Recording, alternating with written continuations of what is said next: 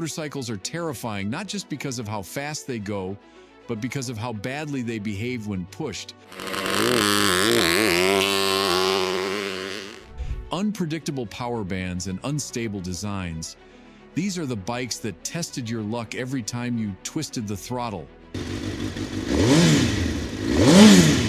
Before we dive in, make sure you hit that like button, subscribe, and slap that bell so you don't miss another ride into Moto madness. Let's count down 18 motorcycles that had no business being on public roads. Number 18, 1972, Kawasaki H2 Mach 4, the Widowmaker. We're kicking off with a two-stroke legend that straight up didn't care if you lived or died. The infamous Widowmaker, the 1972 Kawasaki H2 Mach 4. This beast packed a 750cc, three-cylinder, two-stroke engine that cranked out 74 horsepower. Now that might not sound like a lot today, but in 1972, that was borderline psychotic. This thing weighed just 205 kilograms and did 0 to 60 in 4 seconds.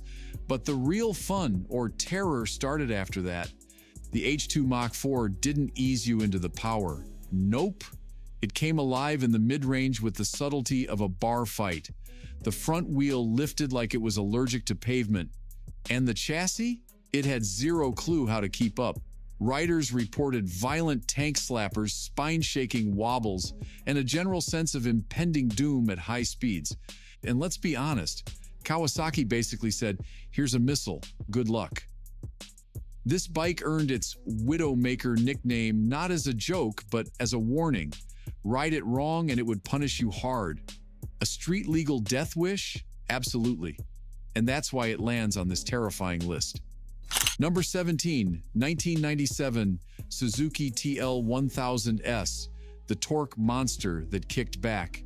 Imagine designing a bike to take down Ducati's dominance and instead creating something that actively fought back.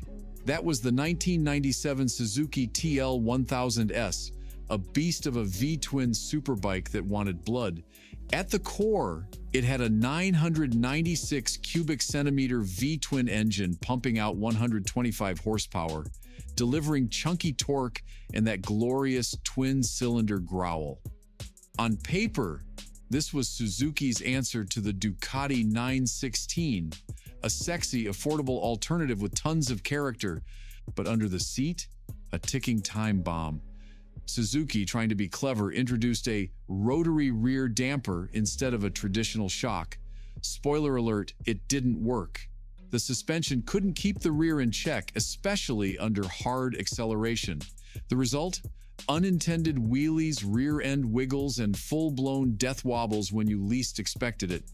It got so sketchy that Suzuki had to issue a recall and slap on a steering damper, basically a band-aid on a bullet wound.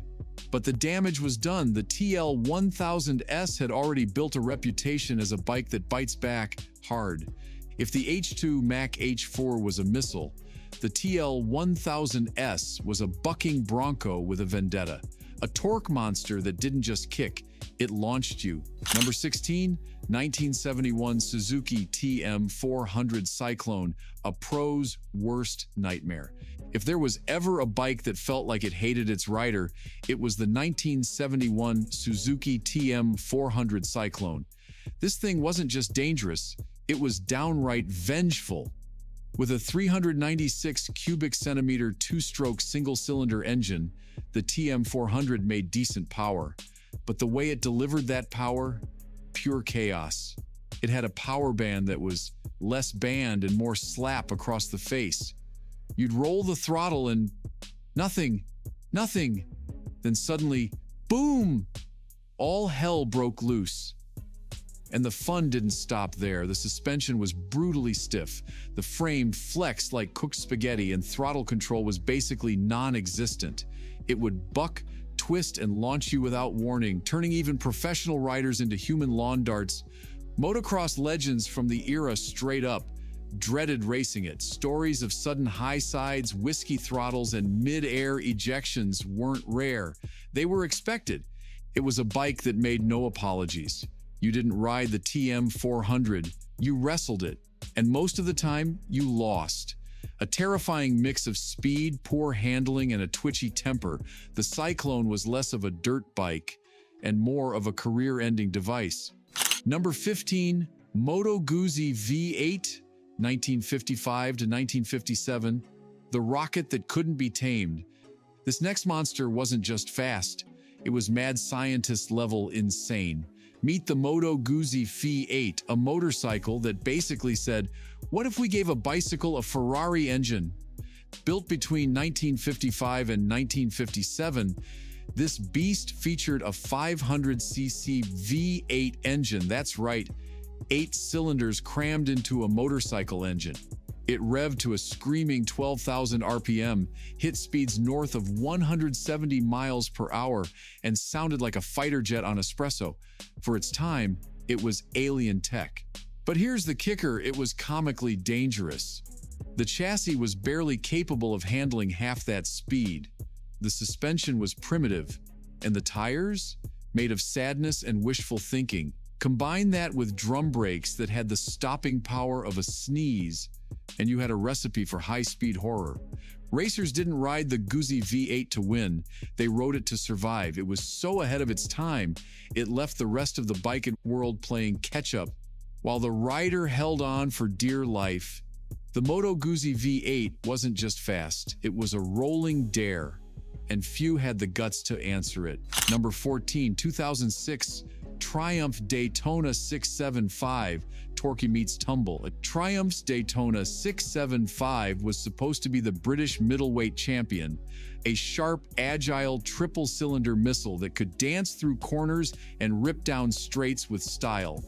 Under the tank sat a 675 cubic centimeter inline triple, punching out 123 horsepower, and it was razor light. The handling was quick, the torque was addictively punchy, and the exhaust note, pure British snarl. But when early riders cracked the throttle on the freeway, things got spooky. The front end had instability issues, especially under hard acceleration. Some riders reported violent speed wobbles, tank slappers, and that infamous "oh no" moment when the handlebars suddenly had a mind of their own. 1 second you're overtaking traffic, the next you're doing the handlebars cha-cha at 120 miles per hour. Triumph eventually corrected the frame geometry and suspension in later models, smoothing out the sketchiness. But the OG 2006 Daytona? That was a rolling gamble. It either gave you the ride of your life or scared it out of you. A beautifully dangerous bike, the early Daytona 675 was proof that even the prettiest machines can hide a mean streak. Number 13, Yamaha RZ 500, 1984, the two-stroke that tried to kill you. On the outside, the Yamaha RZ 500 looked like a MotoGP dream come true. It was street legal. It had the race pedigree, and it made every gearhead drool with lust. But underneath that slick bodywork lurked a two-stroke terror with zero chill. This beast packed a 500cc V4 two-stroke engine modeled directly after Yamaha's GP race bikes. The sound, eardrum melting. The acceleration, mid-corner sucker punch. 1 second you're leaned into a curve, the next you're airborne wondering where your pants went. It had a power band that hit like a hammer in the middle of a ballet. Graceful one moment, total chaos the next. But the real horror? The chassis. The frame was weak, the front forks were flexy spaghetti, and the brakes were best described as suggestions. Newbie riders bought it thinking it was just a sexy race replica. What they got was a street-legal grenade. Novices ended up in ditches, ERs, or therapy, and even seasoned pros had to treat this thing like a raging bull in a leather jacket. The RZ 500 didn't just flirt with danger, it sent you a wedding invite. An icon, sure, but one that tried very, very hard to end you. Number 12, BUEL X B12R FIREBOLT, the hand grenade with handlebars. If Harley Davidson had a wild, rebellious, caffeinated cousin with a short fuse, it'd be the BUEL X B12R FIREBOLT. This was a motorcycle that didn't play by the rules. It body slammed them, set them on fire, and wheelied off into the sunset. Powered by a massive 1,203 cubic centimeter air-cooled V-twin, the FIREBOLT delivered torque, like a freight train doing squats. But it wasn't just about power, it was about how that power hit, cracked the throttle, and the engine felt like it was screaming in pain and ecstasy all at once, ready to tear itself apart at redline. Now throw in a wild perimeter-mounted front brake disc, a short 52-inch wheelbase, and ultra-aggressive steering geometry, and what do you get? A bike that handled like a bar fight. Every ride was a wrestling match. It was twitchy, angry, and always on edge, like it had a personal grudge against the pavement. Sure, it was fun as long as your life insurance was current. The Firebolt didn't want to be tamed. It wanted to be wrung out, disrespected, and let loose. It was a BUEL. It was a blast. But most importantly, it was a rolling adrenaline grenade, and pulling the pin meant you'd better be ready for war. Number 11, Honda GL-1000 Goldwing, 1975. Muscle, but no brain. Before the Goldwing became the lazy boy recliner of motorcycles, complete with cup holders and cruise control, it was something far more unhinged. The original GL-1000 dropped in 1975 with a 999 cubic centimeter flat-4 engine, which was basically Honda saying, let's see what happens if we build a sport bike with the weight of a grand piano. At nearly 600 pounds wet, this thing had the brawn but none of the brains. Sure, it had torque. Sure, it cruised. But try taking a corner at speed and you'd feel like you were wrangling a runaway fridge on two wheels. The brakes were laughably underpowered and the suspension wallowed like a ship in a storm. Leaning it into a turn didn't inspire confidence. It triggered flashbacks of every bad decision you've ever made. And don't even think about emergency stops.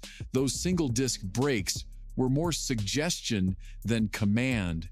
Early Goldwings weren't luxury cruisers yet. They were muscle-bound maniacs, unrefined and ready to chuck you off if you treated them like a modern sport tourer.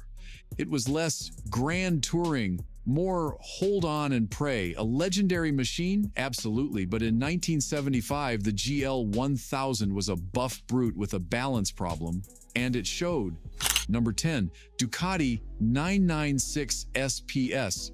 Fast, fragile, and unforgiving. The Ducati 996 SPS was a racetrack thoroughbred that somehow got a license plate, and it probably shouldn't have. This L-twin legend put down 124 horsepower, but it wasn't just about the numbers, it was about the brutality of its delivery. The throttle response was twitchy, and at high RPMs, it would kick like a mule on meth if you weren't perfectly balanced. And then there's the ergonomics, tall seat height, stiff suspension, and an aggressive riding position that punished you for sneezing at the wrong time. Minimal rider aids? Ha! You were the rider aid. Combine that with a high center of gravity, and the 996 SPS was notorious for dumping overly confident riders straight into the guardrail. This was a machine that separated men from boys and bones from ligaments. Number 9, Harley Davidson FXR, the V-twin that vibes you to death. The Harley Davidson FXR, Harley's bold attempt at making a performance bike in the 80s. And look, on paper, it kind of worked. It had a 1,340 cubic centimeter Evolution V-twin with enough torque to tow a battleship, and it sounded like a rock concert in a steel mill. But that's where the fairy tale ends and the chaos begins. Because when you twisted the throttle past 70 miles per hour, the FXR stopped being a motorcycle and started being a vibrating exorcism on two wheels. The suspension, soft as marshmallows, and the rubber-mounted engine, it danced. And the frame, so flexy it could join Cirque du Soleil. High-speed corners turned into near-death experiences as the FXR weaved, bobbed, and tried its best to throw you into the next county. This bike didn't want to be tamed. It wanted to negotiate, protest, and scare you at every turn. You didn't ride the FXR, you held on and hoped for the best. It was Harley muscle with a twist of madness, a performance cruiser with none of the poise and all of the panic. Number 8, Yamaha VMAX, first gen. Now this right here, this is the gym bro of bikes, all biceps, no balance, and a serious addiction to adrenaline. The first-gen Yamaha VMAX wasn't just a power cruiser, it was a straight-line sociopath, and at its heart was a 1,198 cubic centimeter V4 engine. And once that V-boost system kicked in, boom! You were launched into another zip code. It didn't accelerate, it teleported. But here's the catch, all that speed was strapped to a chassis made of hope and poor decisions. Cornering felt like steering a dumpster down a ski slope. The suspension was pure goo. And the brakes? Let's just say optional would be generous. You could decimate muscle cars at the drag strip, sure, but try leaning into a curve and the bike would wobble like a jello shot at a rave. It was raw, ridiculous, and completely unhinged. The VMAX didn't want to handle. It wanted to go fast in a straight line and scare your neighbors doing it. Ride it hard and you'll smile. Try to turn? Better call a chiropractor or a priest. Number 7, 2001 GSX-R 1000, the nuclear Gixxer. When Suzuki dropped the first-gen GSX-R 1000 in 2001, they didn't just enter the leader bike war, they nuked the competition. This thing wasn't refined, it wasn't polite, and it definitely wasn't for the faint of heart. It was a bare-knuckle street fighter in a race suit. Let's talk numbers. 160 horsepower, 365 pounds dry, a power-to-weight ratio that basically mocked gravity. Twist the throttle even a little too hard and wham! The front wheel kissed the clouds. This wasn't power delivery, it was power detonation. Early fuel injection systems were still learning to behave, and this one didn't. Throttle response was sharp, jerky, and borderline evil. You didn't roll on the power, you lit the fuse and braced for liftoff. And this bike didn't care if you were ready, it didn't care if you had experience, it just went. And if you weren't locked in like a MotoGP pro, chances are you'd be picking gravel out of your leathers before the ride was over. The 2001 Gixxer wasn't just a super bike, it was a street-legal dare wrapped in fairings. Fast, brutal, and twitchy as hell, it gave Suzuki a reputation for insanity and riders a reason to pray before gear up. Number 6, KTM 990 Super Duke, the Angry Beast. The KTM 990 Super Duke didn't just growl, it screamed at you, loud, unfiltered, and always ready to throw hands. This 999 cubic centimeter V-twin pumped out wild torque and zero forgiveness. Want electronic aids? Too bad it didn't come with traction control or even ABS in early models. Just you, your nerves, and your funeral playlist. It had a short wheelbase and a hypersensitive throttle, which meant every bump or twitch made the front end lift. And mid-corner wheelies, completely normal on this bike. It was a street bike that acted like a rabid MotoGP dog. Exciting? Sure. Safe? Not a chance. Number 5, Norton F1, the rotary rocket. Now this one's straight out of a British fever dream. The Norton F1 wasn't just a motorcycle, it was a science experiment wrapped in fiberglass. Born from the ashes of Norton's racing legacy, it packed a 588 cubic centimeter rotary engine, the same mind-bending tech you'd expect in a fighter jet or a blender from hell, and boy did it scream. When it ran right, this thing was blisteringly fast, smoother than a silk sheet soaked in oil, and sounded like a cross between a Banshee and a jet turbine. But here's the twist. It ran hotter than Satan's espresso machine. The engine dumped heat like a furnace, roasting your thighs, melting your confidence, and threatening to warp the entire experience. Literally. Reliability? Let's just say you didn't ride a Norton F1, you gambled on one. The frame was delicate, the cornering unpredictable, and the throttle about as trustworthy as a weather forecast in London. Hit a bump mid-turn, and the whole bike would shimmy like a caffeinated ferret. Yes, it was street legal, but so is juggling chainsaws. Logical for the road? Absolutely not. The Norton F1 was brilliant, bonkers, and totally ballistic. A rotary-powered maniac that proved one thing: just because you can build it doesn't mean you should ride it. Number 4, Kawasaki ZX-10R-2004, the original scary fast ninja. The 2004 ZX-10R was Kawasaki's answer to how much power can we stuff into a 1000cc frame before people start dying? Answer: apparently just enough. With 175 horsepower in a chassis that didn't quite know what to do with it, the ZX-10R earned a rep for violent high sides and instant regret. The throttle was twitchy, the power band came on like a sledgehammer, and the rear tire couldn't always keep up.